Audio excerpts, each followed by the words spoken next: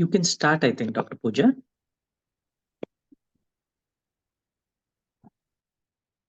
A very good morning to all those who are present. I take the pleasure to welcome you all to this another episode of Sunday Special 60 Minutes with Psychiatry Teachers. This is a combined effort of IPS Teachers of Psychiatry Forum, IPS UG Education Subcommittee, and IPS PG Education Subcommittee. This unique initiative is supported by Minds United Trust and in the past several months has become a pan-India platform for various stakeholders to share their experiences in teaching and in medical education of this country. In this current series, we are meeting the Must Enrich awardees and their mentors, and one after the other, they present their findings for our better learning. The ITOPS Must Enrich Research Grant for Psychiatry is an initiative of the Minds United Trust with Indian Teachers of Psychiatry Forum. It is funded by Infosys Foundation. The idea behind this research grant was to add Indian data regarding medical teaching because it was very scarce. Now, let me introduce today's speaker, Dr. Suhas Satish. Sir is Assistant Professor of Psychiatry at NIMHANS. He has done MBBS from MS Ramaiah Medical College, Bangalore, and then he went on to do MD from the prestigious NIMHANS. Sir has also done fellowship in clinical neurosciences and therapeutics in schizophrenia. His research interests lie in schizophrenia, neuromodulation, community psychiatry, telemedicine, psychopharmacology, and leadership. Sir has received many awards such as Early Career Fellowship Award 2019 at the World Psychiatric Association and Silver Jubilee Award for the Best Outgoing Student in MD Psychiatry 2018. I welcome you, sir. Sir will today present his work on development module on training psychiatric teachers in prevention of plagiarism in UG and PG in scientific work. As we all know, this is a very important topic with so much of research work going on, PG thesis and compulsory paper and poster presentations. Plagiarism has become a new problem, bigger problem in India currently. Sir, I welcome you to present your project. Welcome, sir. Thank you, Dr. Pooja, for that very generous introduction. I think that it would be wrong to say that I have received many awards and so on and so forth. I am in the presence of multiple distinguished teachers and seniors who are whose achievements are much bigger and much higher, and I am just a small fish in a big ocean. So, on that note. I thank, first of all, the Minds United initiative and the Must Enrich grant that has actually provided this opportunity for all of us to examine teaching and to look at research specifically towards academia and teaching, which is so very important, and it requires more and more emphasis in the coming years. So the title of today's presentation that I have kept is Scripting Originality and looking at analysis of plagiarism attitudes and perspectives. We are going to be looking at the attitudes, perspectives towards plagiarism among the junior residents and early career psychiatrists, especially senior residents and early scientists, and from NIMHANS. And that is the place where I work, and therefore we are going to be looking at data from there. And we're also going to be examining their knowledge about plagiarism and what we can do about the same. So I hope that my slides are visible, and I hope that my voice is clear to everybody. Dr. Pooja, is my slides visible to everyone? And yes, sir, your slides are visible and you are audible very clearly. Thank you so much. Right. So before I start, I want to acknowledge all my teachers who inspired me to be a teacher, and I want to acknowledge the Must Enrich Research Grant Program. I want to thank Professor Mohan, the Professor of Psychiatry at University of Western Australia. Sir, despite being in a different time zone most often than not, he's always available for all of our needs and guidance. He's like the grand mentor for all of us in India. And I want to thank Dr. Vinay HR, Associate Professor, Adichunchanagiri University, who has also guided me on this particular project. And my co-investigators from NIMHANS, which includes Professor Chittaranjan Andrade, Professor Jagadisha Tirthahalli, Professor B.M. Suresh, Professor Naveen Kumar C, Dr. Manjunatha Narayana, Dr. Mariamma Philip, who were all given their inputs during the designing of the project. Most importantly, I want to thank all the students, SR, who has participated in the study, because without their participation, I wouldn't have been able to come this far. So to start off, we all know that plagiarism is increasingly becoming a hot topic in scientific ethos and in research. And we know that it is kind of derived from the Latin word, which means to kidnap. And uh, we know that plagiarism is essentially borrowing of ideas or words from another person and kind of displaying it or projecting it or writing it as our own. And we know that plagiarism is now expanded in its rubric to even include accidental and auto plagiarism, which means to say that if we take and borrow an idea from our previously published research work, that is also considered now as a form of plagiarism. And accidental plagiarism, wherein we communicate an idea but it has actually been communicated before, is also being frowned upon in the scientific ethos. There are various types of plagiarism. In fact, many people actually go on to describe more than a dozen types of plagiarism. But however, I think it is suffices to understand that there are three main types of plagiarism. One is the direct copy and paste plagiarism, which we know as the word for word plagiarism, which is the you can say in one way it is the most severe form of plagiarism, because there is no attempt made by someone to examine the idea and to put it in their own words. It is just a mere copy and paste without citing any sort of a reference, without actually putting these particular copy pasted material in quotes, and therefore it is probably the severest form of plagiarism. Then there is the second severest form of plagiarism, which is paraphrasing plagiarism, which, as the word suggests, we paraphrase an idea or a thought or a set of words, and we do not cite the original authors. And so there is an attempt to pass off an idea or a thought as our own, wherein somebody else had actually written it in a different, using different English words in a different manner. Then there is self plagiarism, in which we are quoting ourselves from a previous body of work, but instead of expressing that particular idea in a different way, we kind of copy paste or borrow that particular ideas from our own work. And in essence, that is also a form of plagiarism, probably the less severe in the rubric of the severity of plagiarism, but that is also considered plagiarism. And lastly, there is also an entity called as mosaic plagiarism, wherein here it is not the it is not so much about the use of the same words or the use of the words in a paraphrased manner, but rather the passing off of ideas as our own, when the ideas was actually credited. Idea should have been credited to someone else who has published the same ideas before. So it suffices to say that apart from mosaic plagiarism, the three important types of plagiarism which at least all of us should know about is the word for word plagiarism, or which is basically a copy paste plagiarism, and the paraphrasing plagiarism, and the self plagiarism. Now, coming to the problem statement. Now, in the problem statement, I have chosen to focus only on the Indian studies. I have chosen to focus only on the Indian studies primarily because there is a lot of Western literature which might not be relevant to India. And in India, there were two studies that have been done. One, a large multicentric study involving postgraduates, and N in that particular study was more than 700. So it was 783 persons who were participated in that study. It was published about 3 years ago, read by Raj JP et al. And it was published in BMJ Open. And that particular study revealed that the adequate knowledge about plagiarism was present in only about 2.6% of postgraduates.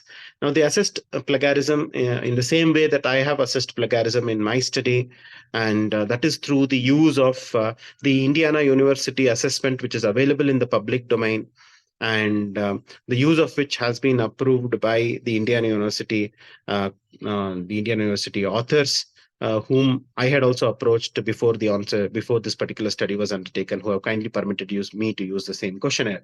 So in that particular study also, there were only 2.6% of postgraduates who scored either 9 or 10 out of a possible 10. And the passing mark was 9 or a 10. And this actually set the template and for me to actually start thinking as to whether really the knowledge about plagiarism is so poor among our postgraduates. And there was another study by Shivanand Kattimani et al., which was done in JIPMER, and it was published last year, in which they also looked at, rather than the knowledge about plagiarism, they looked at the attitudes towards plagiarism.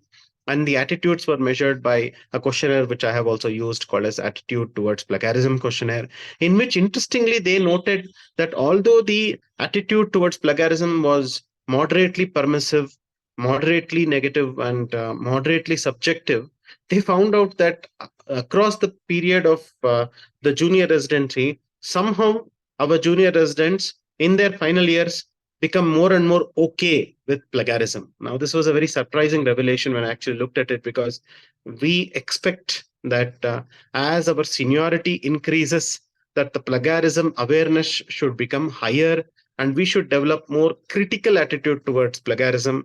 We should develop less positive or permissive attitude towards plagiarism and less subjective attitude towards plagiarism. Now, what do all of these mean is something that I'll be discussing in the coming slides.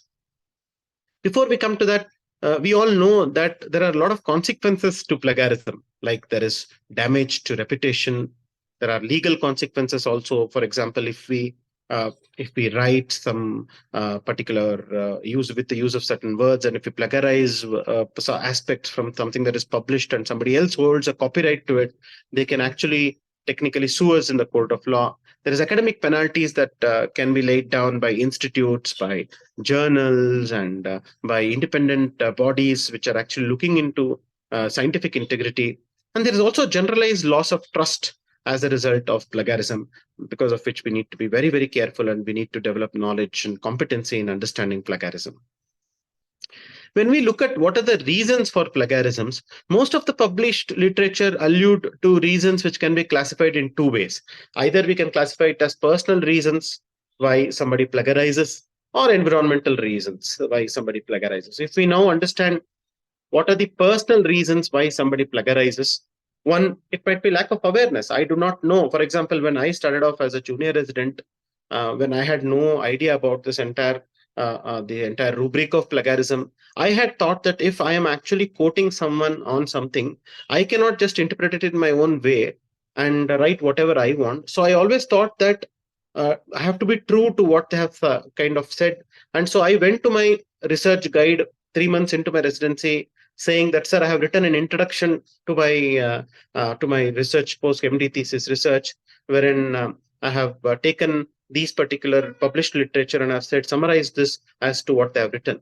It was only then when my guide opened my eyes and said that, okay, this is not the way we would actually write up an introduction section, because we cannot just copy paste from the published literature. We need to understand it, we need to refine it, and we need to write it in our own words while citing appropriate references. Although I had cited the references, I did not know about the fact that we couldn't just take what is published and say that this is what is known, despite the fact that we are citing the references. Now, this is one of the important reasons why there is plagiarism in India. Many of our postgraduates, psychiatry postgraduates, are just not aware of what constitutes plagiarism. The second important reason, which is all too common in non-native English-speaking countries, is that our mother tongue is just not English. So we come from diverse regions, dialects, and therefore most of us are not aware of how to use English in a better way to communicate an idea or a thought. For example, if there is a global burden of disease study which says that schizophrenia is one of the worst diseases to afflict humans, then there is only n number of ways that we can say it if our mother tongue is not English. Now, if our mother tongue is English, you can possibly you tell it in a myriad of ways if I'm very strong in the use of English language. If not, then it becomes difficult, right? To actually communicate that particular idea without either paraphrasing it or without actually quoting it with attribution to the original citation.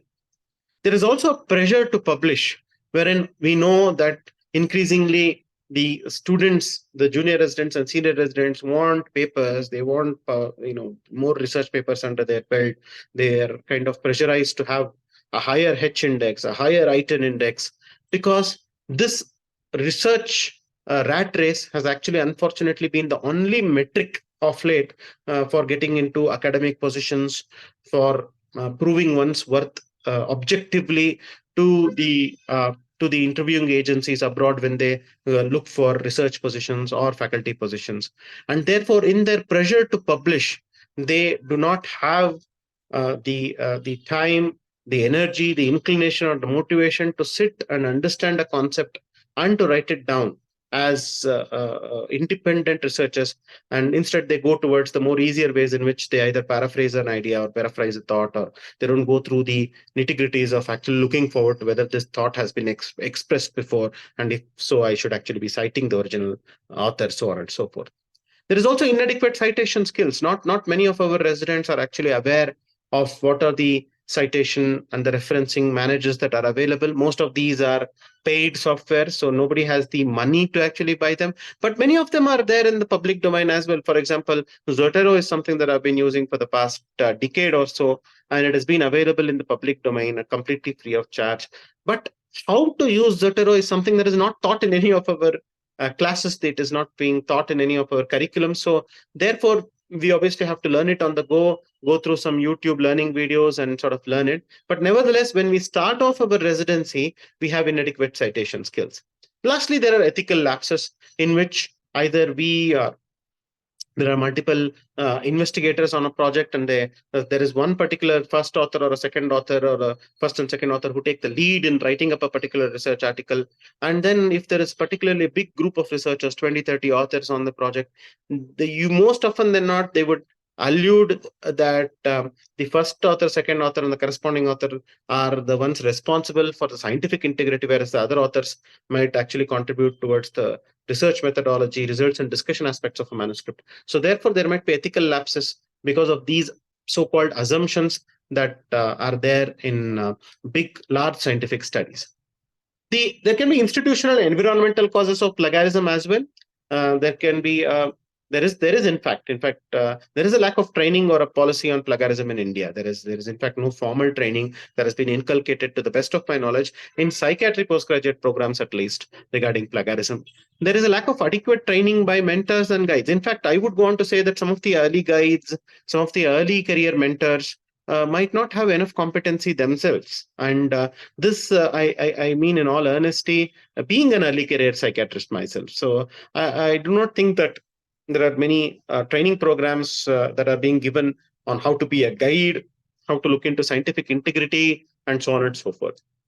There is also inadequate emphasis in medical colleges because there is a large number of students under a particular single guide who might be a single professor often, or who might be just one or two professors who have to actually guide 2 or 3 students at any given point of time.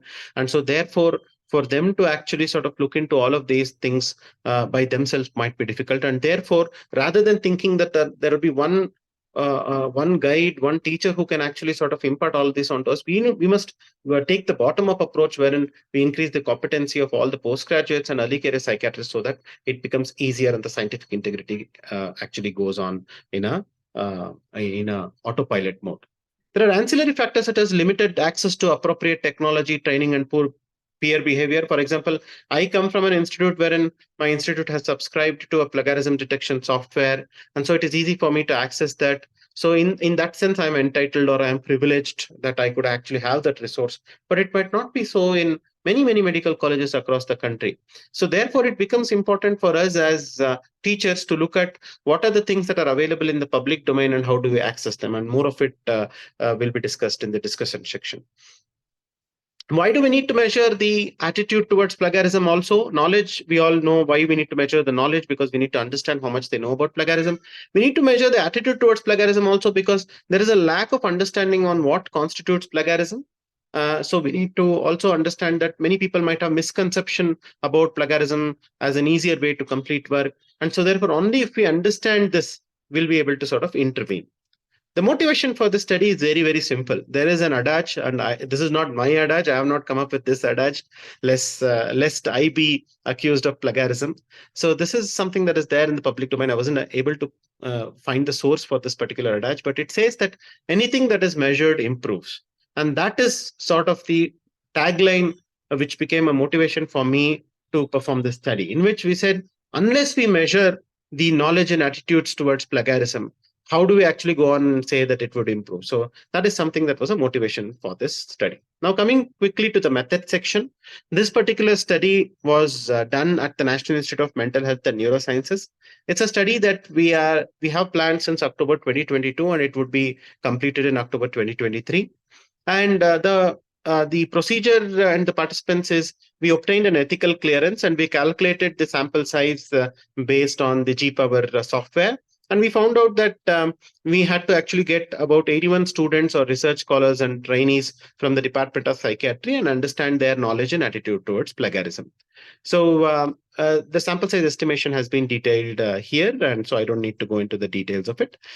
Regarding the methods, it's a cross-sectional study, and I have explained about the use of standardized assessments to actually perform the knowledge and attitude measurements. So regarding the attitude, we used what is called as an attitude towards plagiarism questionnaire. And attitude towards plagiarism questionnaire has 29 statements. And among these 29 statements, there are 3 factors mainly. The first factor, that is the first factor of 12 questions, relatively reflects the acceptance of plagiarism, that therefore they are grouped together as positive attitude towards plagiarism or permissive attitudes towards plagiarism. The second factor is negative attitudes or critical attitude towards plagiarism. And the third factor is subjective norms, wherein one might actually say that plagiarism is bad, but then one actually has subjective norms saying that, well, this is the only way we can do it. There is only these many ways in which I can express an idea, so on and so forth. And it's a Likert scale in which 1 implied strongly disagree and 5 implied strongly agree. And totally it had around 29 questions. Regarding the interpretation of these scores, a positive attitude, as I said, means a permissive attitude. Ideally, we expect this domain scores to be low. If I were to take up this test, I would want me to score in the low range of positive attitude domain. And for the negative attitude, which means the critical attitude, ideally, we all expect our scores, if we took this particular assessment, to be high on this. Wherein we say, no, plagiarism is bad, it shouldn't be done, this particular thing actually impedes scientific progress, so on and so forth. Then there are subjective norms or proxy for practice, wherein somebody says, well, it is bad, but, right? Ideally, these particular domain measures also should be low, because in an ideal world, following ethical norms and scientific integrity and standards, we don't want that but. What is bad, right? So we cannot say that plagiarism is bad, but I have had to do this or that, so on and so forth. However, we know that from the published studies that the attitude towards plagiarisms is either moderate or high on the positive domain, moderate in the negative domain, and moderate on the subjective domain from the study done in JIPR and from the study done in across multiple centers from the Raj JP et al. Study. Okay. So for the plagiarism knowledge detection, we used a 10-item questionnaire, which is available for public use with acknowledgement. We have also obtained permission via email from the authors, and they permitted us to use this scale. Wherein it is just 10 vignettes. It's a very simple, although the word Indiana University and questionnaire and certification and all sounds very, very complex, it's basically a simple thing. What they're essentially doing is providing 10 vignettes, wherein there is an original source version and a student version, and they are just asking us to comment whether there is no plagiarism, there is paraphrasing plagiarism, or there is word-to-word plagiarism in this context, because they felt that at least every student or every person or every scientist who is undertaking any research study should be able to differentiate these 3. And they said out of 10, we expect everybody to either score 9 or 10, which is kind of the gold standard benchmark that they have set for having adequate knowledge about plagiarism. So we also kept the same kind of standards. Now coming to the results, since the study is ongoing till October, I'll be presenting the interim results. We have recruited about 97 subjects in this particular study. And among the 97 subjects, the mean experience in years is about 5 years. And the seniority means to say that we are looking at people across the seniority from a first year junior resident to a final year senior resident and a PhD and research scholar, so on and so forth. And we found out that overall, when we looked at the sample, the positive attitude towards plagiarism, the mean scores was around 40, which means to say that it came in the moderate to high range. The negative attitude towards plagiarism was 26, the mean scores, which means to say it came in the moderate range. And the subjective norms came towards 29, which again meant that it came towards the moderate range. So what we did is we had to obviously divide and categorize these results based on the seniority, because that becomes important for us to understand where we have to intervene.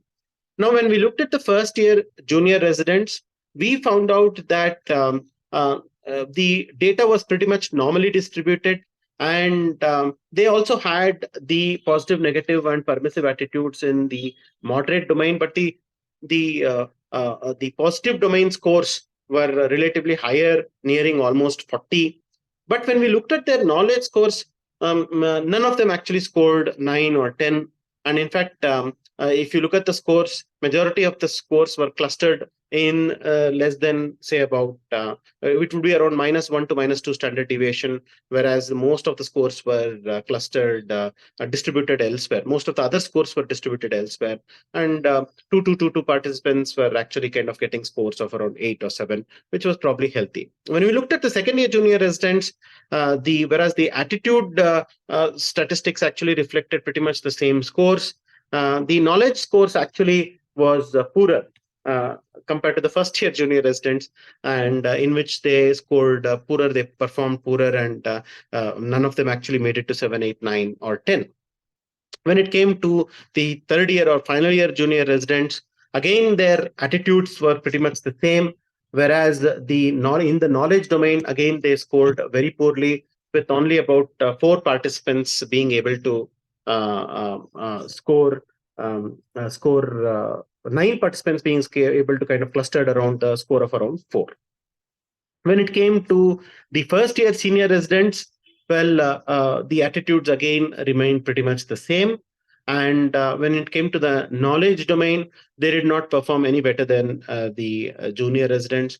And when it came to a second year junior residents, attitudes again remained the same. I'll tell you what I mean by attitude remaining the same towards the end. And the total knowledge domain scores again was clustered around, say, between say 3 to around 6. When it came to third year senior resident, we can say that these are probably the persons whom we actually want to have developed the ideal standards by that time, because they have been 6 years in academia. Mind you, these are not all senior residents, are not all these third year senior residents are not somebody who have always been in NIMHANS. They are also some of them who have actually been trained elsewhere and they come. So by this time, because of the rigorous training from different institutes and also NIMHANS, we expect these students or early career psychiatrists to have developed enough competency to sort of have a good attitude. Unfortunately, only about 2 of the third year senior residents responded to the questionnaire.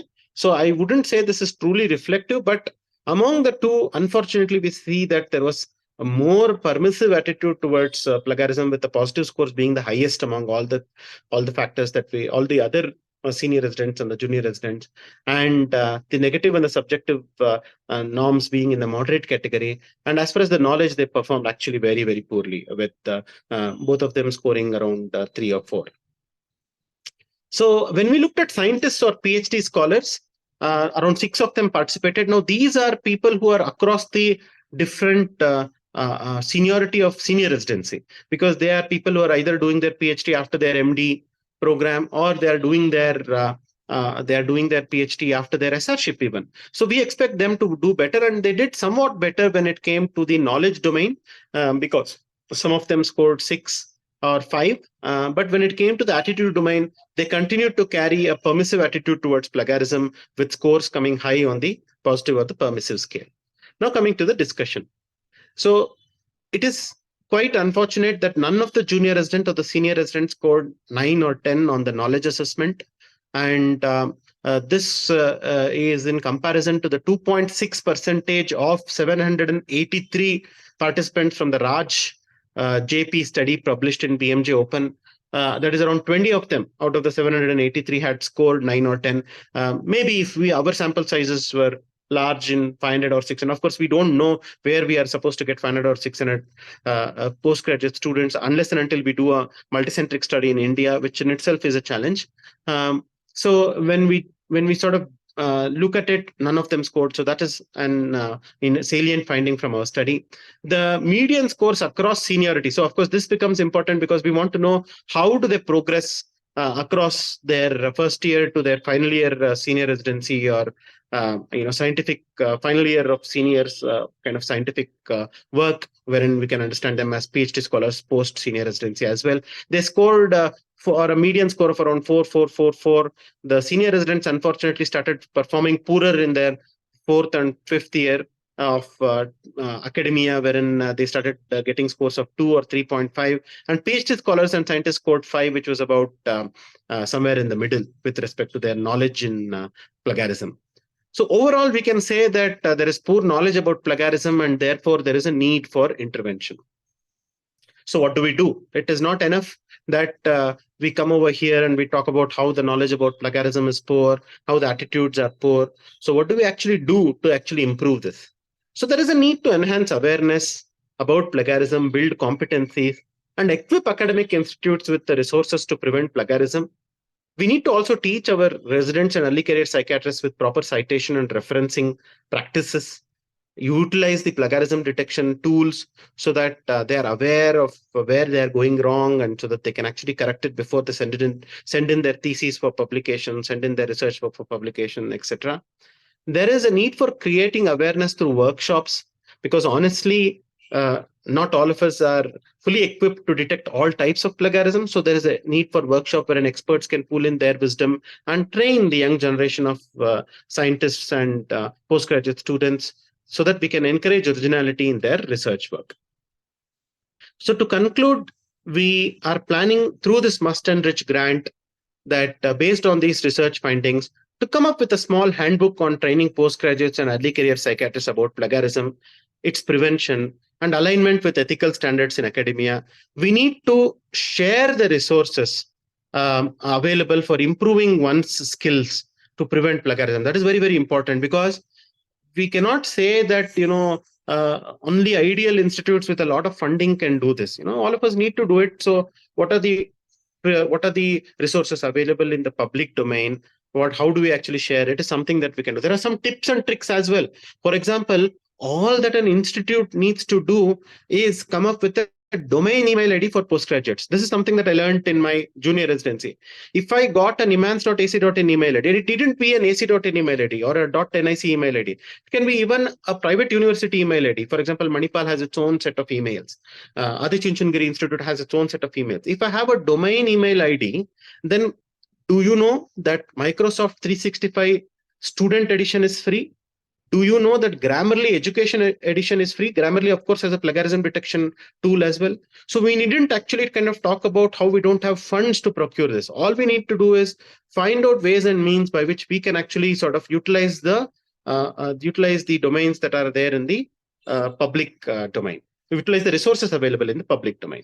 And we must make it available. We must make this book available for free for students and early career psychiatrists across the country. And of course, I can't conclude my presentation without the references, because my entire study and research work has been about plagiarism. So these are the references that I have cited in my study. And this is an annexure, so which I would need to kind of mention. I like to thank the Must Enrich team for providing this opportunity, and I thank Dr. Pooja. Over to you for the rest of the program. Thank you, sir. And thank you so much for this comprehensive coverage of the topic and the presentation of such a well-conducted study. I am sure we all learned a lot from this. And especially thank you for the little tips and tricks that you gave in the end that everybody can apply and improve in this plagiarism, to reduce the amount of plagiarism. Now, I would like to invite Dr. Vinay HR sir. Sir is the mentor for this project, and he's here with us today. Sir is Associate Professor in the Department of Psychiatry in Adichunchanagiri Institute of Medical Sciences in Karnataka. Sir has done his UG from Bangalore Medical College and post-graduation from NIMHANS. Sir has done his advanced course in medical education and was co-chairperson of the UG subcommittee, education subcommittee in the year 2021-22. I welcome you, sir, to give your inputs on this project. Yeah, thank you, Dr. Pooja. Sorry for actually I'm traveling, but still, it's a one important study with all the series of projects that were there in the much Enrich scholarships. So wherein we try to look at the one important aspect of plagiarism, because it's also a personal experience. Because when we were doing post-graduation, that trend was such that people used to just look up on topics done elsewhere in other universities, and they just used to take up a title with some modifications, and even they used to copy it. Much of the information in terms of introduction, literature review and all, they used to do that. So it was almost like a permissive attitude then. So over a period of time, now in our institute, for example, so from the medical education unit, we conduct workshops or a PG orientation program before starting their post-graduation course, wherein one of the session is regarding plagiarism. So we thought that let's collect the attitude and perceptions amongst all the groups, residents, faculty, PhD and scholars.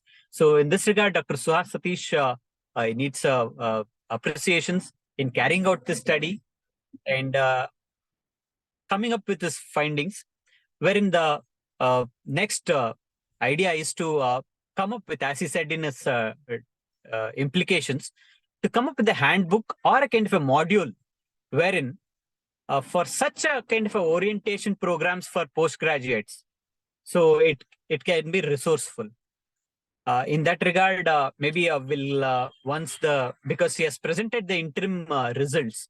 So once he finishes with that and collects the information regarding what has to be the content for this kind of a handout or a module, maybe we'll come up with this worthy to circulate amongst our psychiatry teachers.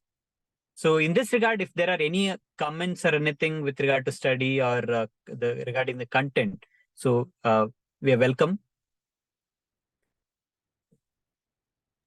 Yes, the floor is now open for any questions or any comments regarding the study methodology, findings and such. Questions can be spoken out or written in the chat box.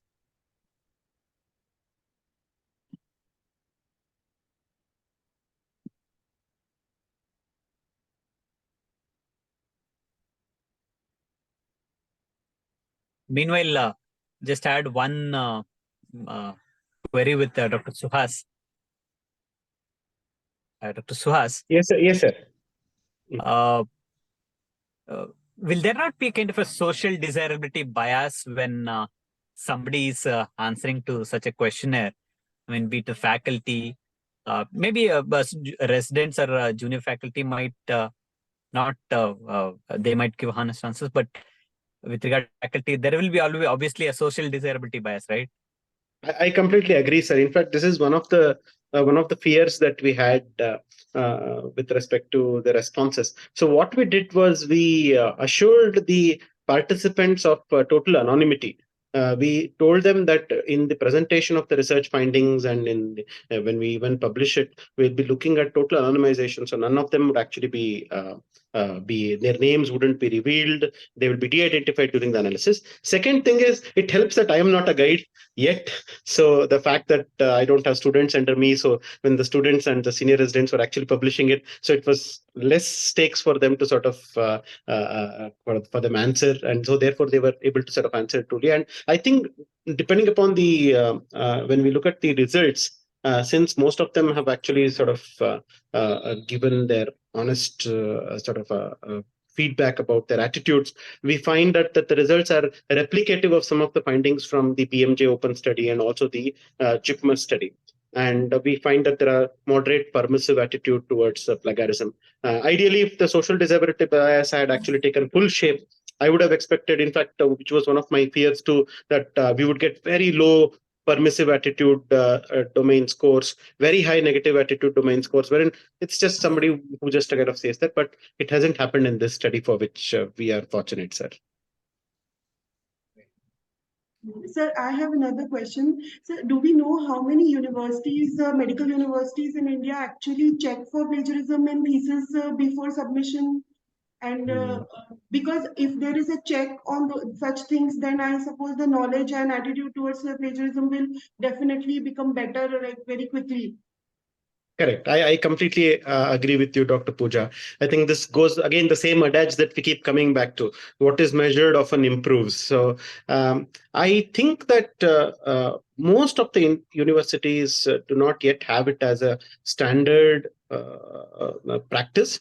However, slowly but surely, more and more universities are subscribing to these resources. Like, for example, Professor Kishore, the head of the Department of JSS University, was actually alluding to Turnitin software, which is one of the most popular softwares for detecting plagiarism that is available, and the fact that the JSS University is subscribed to the same.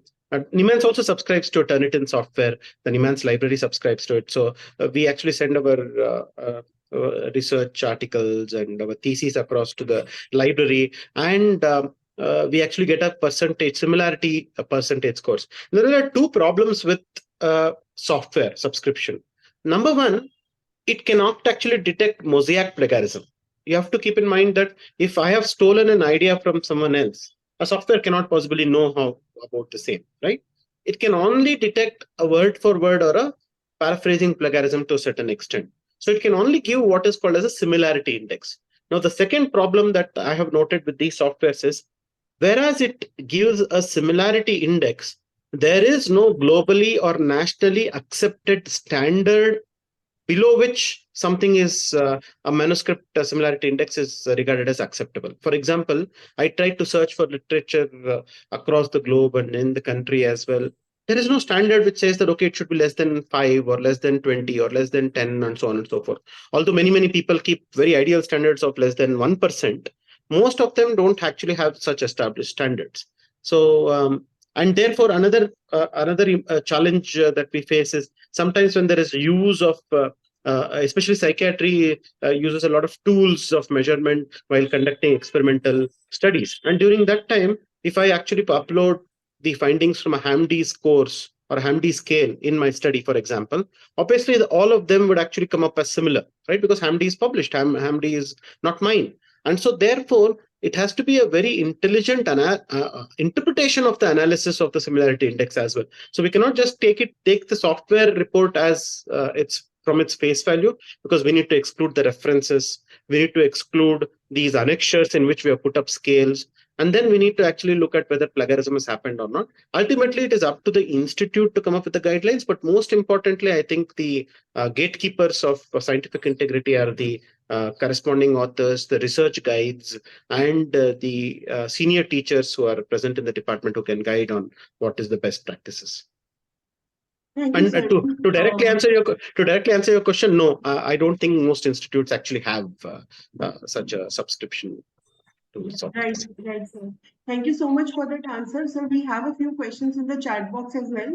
So one question from Dr. Mahendra Singh Yadav is, how can we be away from plagiarism, or how it can be prevented? Kindly give a little brief on it. He is a second-year resident from ID Medical College in Ujjain. Right. Dr. Mahendra Singh Yadav, thank you so much for your interest, and you have logged in on a Sunday and you have listened to this important topic. One is, I think it starts with the fact that we are aware of this entity called as plagiarism, and we are motivated to prevent it. So the second thing is, whenever we read research papers, whenever we actually sort of, let's say we are doing a review of literature for our thesis, it is best that when we go through a particular paragraph, what I used to do is I used to make a comment box in a PDF file, wherein I used to put it in my own words as to what the authors are actually trying to convey.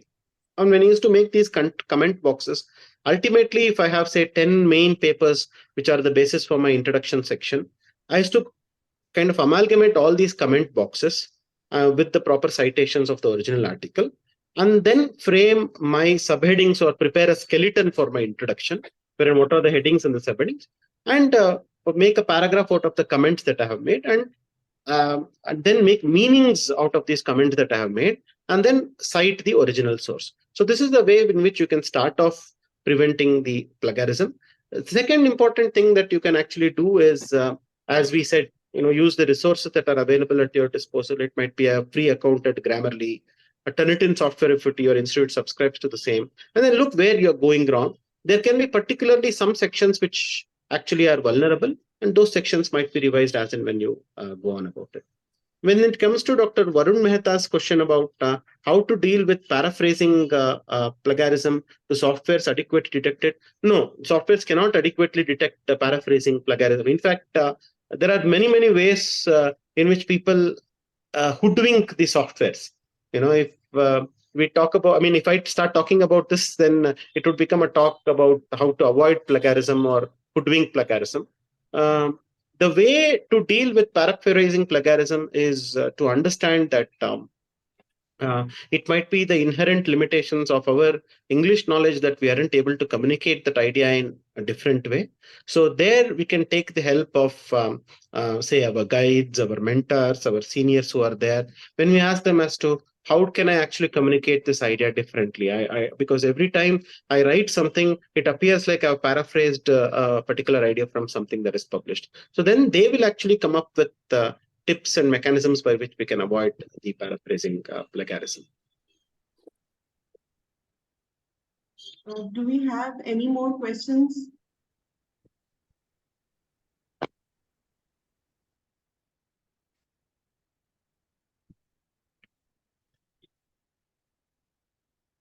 All right, then I suppose we can conclude. Vinay sir, would you like to add any more closing comments regarding the study? Yeah, just that, Dr. Suhas, if kind of a module or a handout has to be prepared for the postgraduates in particular, so do you have already some kind of a content-wise, what can be content for such a module or a handout? Not yet, sir. This is something that I thought that would require the collective wisdom of all of you guides and mentors, and of course some of the seniors who are the co-investigators on this. So because this is, with all due respect to my seniority, I think that it requires the wisdom of my teachers to also sort of come up with this, including you, sir. So I think that is something that going ahead we will get together and do. So. Right, and even Mohan sir has said he said he couldn't join us for this particular session, but he would be sending his remarks and inputs regarding this. So keep in mind. So, but it's well done. Maybe just only thing is left is to make it reach its logical end. Yes, okay, sir. To publish it and come up with the module. Yes, sir. So just one last question is there, if the softwares, they help in paraphrasing, do they promote paraphrasing plagiarism? Like Grammarly and all, they help in paraphrasing statements as well? Not really. It is not that they are actually, Grammarly doesn't help in paraphrasing. If you look at the Grammarly software and the way it runs, it's more interested in writing up of a particular article in a way in which it is most rigidly adhering to the laws of English grammar. So that is all that Grammarly is actually doing. It is not interested in finding whether at the end of the day you're plagiarizing or not. It is just having an optional feature of a similarity index in which it will give you clues and ways in which some of these similarities have actually sort of been there in something that is there. And sometimes it might be innocuous. You might have thought that this is an original thought I've communicated, but somebody else might have just come up with the thought. There is only it's only natural given that there are so many of us on this planet. So what Grammarly actually does is change the voice from a passive voice to an active voice, because most often than not in scientific literature, it is preferred that you write something in an active voice. So in that way, it actually promoting you to change your words and the usage of words and so on and so forth, but it doesn't promote plagiarism. In fact, I would say that it has a very neutral attitude towards plagiarism. Neither does it help you to beat plagiarism or promote plagiarism. It has a similarity index, a function, which will kind of give you tips on what are the areas which needs to be addressed. All right, so thank you so much. With this, I would like to conclude the session. Thank you to Dr. Suhas Satish for sharing his study findings with us. Thank you to Dr. Vinay sir for sharing his inputs and experience with us.